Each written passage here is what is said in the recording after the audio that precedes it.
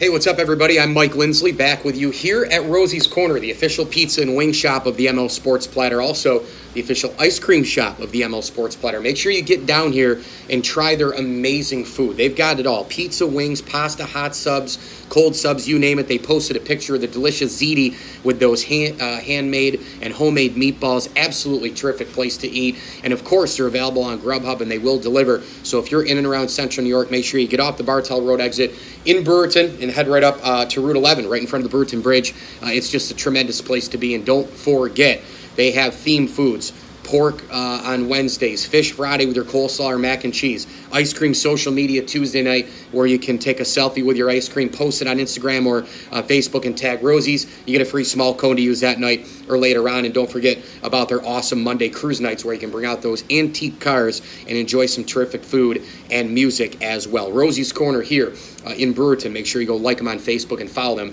on Instagram. Well, look, the Major League Baseball trade deadline is fast approaching on July 31st, and frankly, this trade deadline is absolutely shrinking. Will we see Whit Merrifield get moved by the Kansas City Royals? Dayton Moore, of course, the general manager there, he would have to be overwhelmed, I think, with a deal with this guy. I think he's looking at Whit Merrifield as leading the new wave of Royals out there in Kansas City, and really values him. He's a multi-position type guy as well. He can hit for power and for average, but he is a pretty good team leader. You take a look at the New York Mets situation. I mean, are they going to trade Noah Syndergaard? Are they going to trade Zach Wheeler when he becomes healthy? I don't know if either of those guys are going to get moved, because I don't know if teams want to take a chance on Wheeler being hurt, and then Noah Syndergaard always has injury problems as well. Now, I do realize that with Thor, there are a couple years left of team control. He throws a 99-mile-an-hour fastball. Maybe a change of atmosphere would help him a little bit, but I actually think that market is a little too steep. It's actually amazing to me that the pitching market right now, because it's so thin, people are creating all this nonsense and trying to create ways that these guys are even more valuable than they really are. A couple of years ago, Justin Verlander, he was traded for a bag of baseballs, and all of a sudden this year, Marcus Stroman and Noah Syndergaard and Zach Wheeler and Trevor Bauer, these guys, the asking price is more for these guys than Justin Verlander 2 years ago, a guy who went from Detroit to Houston and has basically penciled in his Hall of Fame resume with a World Series in Houston, and he continues to be a Bulldog on that staff. It makes zero sense to me. Speaking of Marcus Stroman and the Toronto Blue Jays, I do think that they are going to move him. Now, the question becomes, does Brian Cashman give Toronto what they want? Does he give them Clint Frazier? Does he give them a Devi Garcia? Does he give them an Estevan Florial? It's going to be very interesting to see there. I would not give up any of those guys for Marcus Stroman. I'm not really convinced in Marcus Stroman in terms of going out and winning a Game 6 or a Game 7 in the postseason. I realize he's got a very good strikeout rate. I realize he has a low ERA. I realize he hits a lot, gets guys to hit into a lot of ground ball situations in double plays, but the flat-out reality of the situation is Marcus Stroman, to me, isn't really the old Madison Bumgarner and the the current Justin Verlander. We talk about Trevor Bauer. I'll talk about Bumgarner in a minute as well. Trevor Bauer now on the Cleveland Indians, he was a guy who was being dangled in the offseason. He's been a guy being dangled up until about 4 or 5 weeks ago. Well, guess what? The Indians are winning. The Indians have a very legit chance of going and winning that division after that horrific start. They're going to get Corey Kluber back.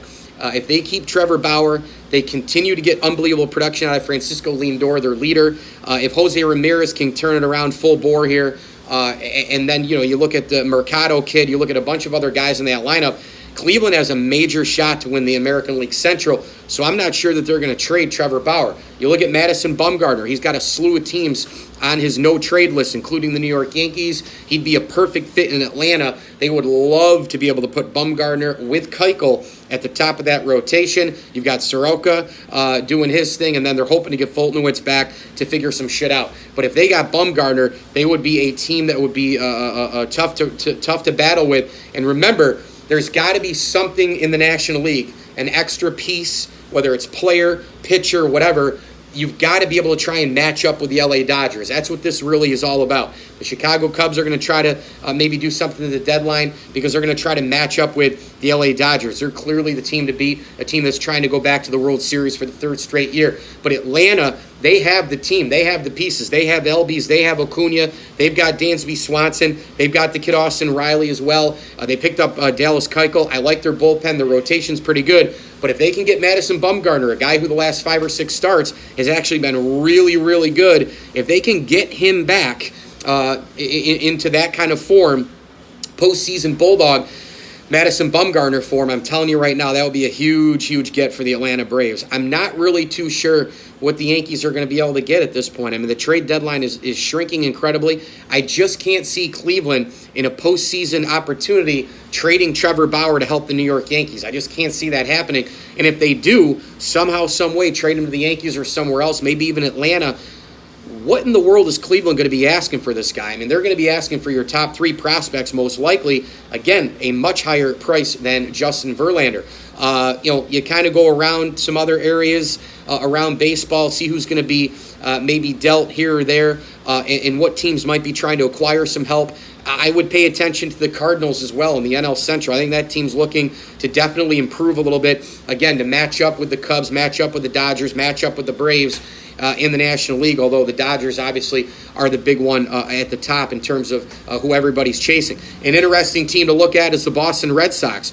They right now have a chance to make the postseason. It's awfully tough to sell any fan base, let alone the Red Sox, on selling and regrouping a little bit, especially when your payroll is friggin' sky high. But Boston, if they start to fall a little bit here over the next, 8 or 10 days, when they face Tampa quite a bit, they face the Yankees quite a bit, if they falter here, will Dave Dombrowski, it's not his style, but would he get into a little bit of a fire sale mode? Would he get into trading J.D. Martinez, a guy who you could just reap the benefits from in free agency back again, but he's gained another year in age. He doesn't look like the same player. Would you ever possibly deal Mookie Betts? I know that sounds like a crazy thought. I wouldn't do it. I'd build my franchise around Mookie Betts. I know he's struggling this year. In fact, he's having such a bad year that Brett Gardner's having a better year than he is statistically.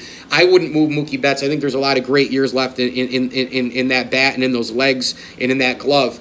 But there are possibilities here for Boston. Do you try to maybe even trade a Rick Porcello in a pitching market that now looks really, really thin and really, really weak, and maybe guys aren't going to be on the move as much? Do you now trade Rick Porcello and get a shitload of prospects from him? Let's say you trade Rick Porcello to the San Diego Padres, the number 1 farm system in baseball. You could get a haul for Rick Porcello. So it's going to be very, very intriguing to see what happens with the Boston Red Sox.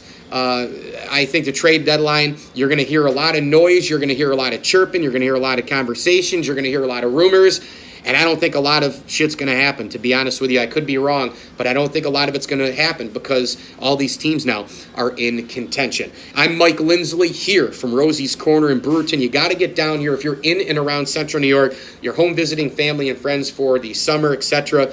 Get down here, grab their pizza, grab their wings, get the delicious baked ziti, grab their hot and cold subs. They've got a tremendous array of salads in the fridge, like pasta salad, mac salad, potato salad, and again, they've got those theme days. Monday, cruise night. Tuesday, you can get your Taco Tuesdays as well. Pork Wednesdays. Friday, you can get your fish with your coleslaw or mac and cheese. Jason, Jody, and the gang are just doing an unbelievable job here at Rosie's Corner. They will deliver. They're on Grubhub. And, of course, as I mentioned, one more time on that Tuesday night, you can go here as well for Ice Cream Social Media Night, and you can take a selfie with any ice cream, post it on Facebook or Instagram, and tag Rosie's, and you'll get a free cone to use that night or at a later date. Make sure you download my podcast as well, called the ML Sports Platter, all over Spotify, Google Podcasts, and Apple Podcasts. And, of course, you can download, subscribe, leave feedback, and a 5-star review. We also can be found on Twitter at Mike L Sports and at PinPassionNYY, and visit PinstripePassion.com for my Yankees and baseball coverage, including interviews from this past weekend